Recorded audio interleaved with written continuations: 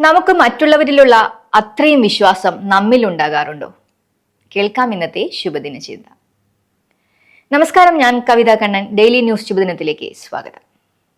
Daily news ശുഭദിനം നിങ്ങൾക്കായി അവതരിപ്പിക്കുന്നത് അമൃത് വേണി ഹെയർ എലിക്സിയർ.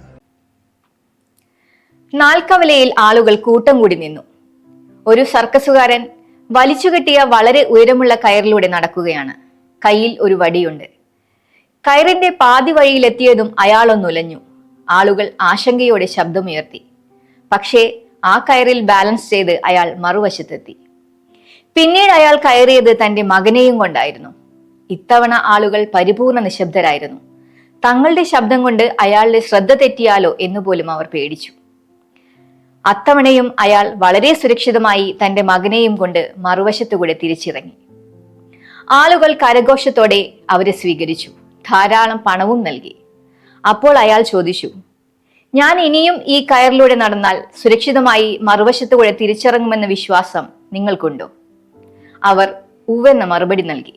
അപ്പോൾ അയാൾ ചോദിച്ചു, എങ്കിൽ നിങ്ങളുടെ ആരുടെയെങ്കിലും ഒരു കുട്ടിയെ തരൂ. ഞാൻ അവരെയും എടുത്ത് കയറിലൂടെ നടന്ന് മറുവശത്തെത്തിക്കാം.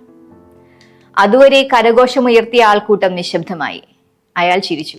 അയാൾ പറഞ്ഞു, മനുഷ്യൻ അങ്ങനെയാണ്. അവർക്ക് മറ്റുള്ളവരിൽ വിശ്വാസമുണ്ടാകും.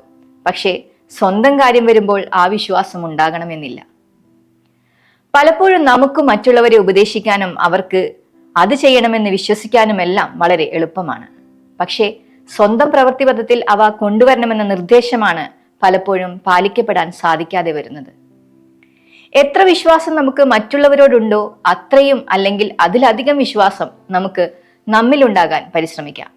കാരണം ആ വിശ്വാസമാണ് നമ്മെ സ്വപ്നങ്ങളിലേക്കും വിജയത്തിലേക്കും നയിക്കുന്നത്. ശുഭദിനം.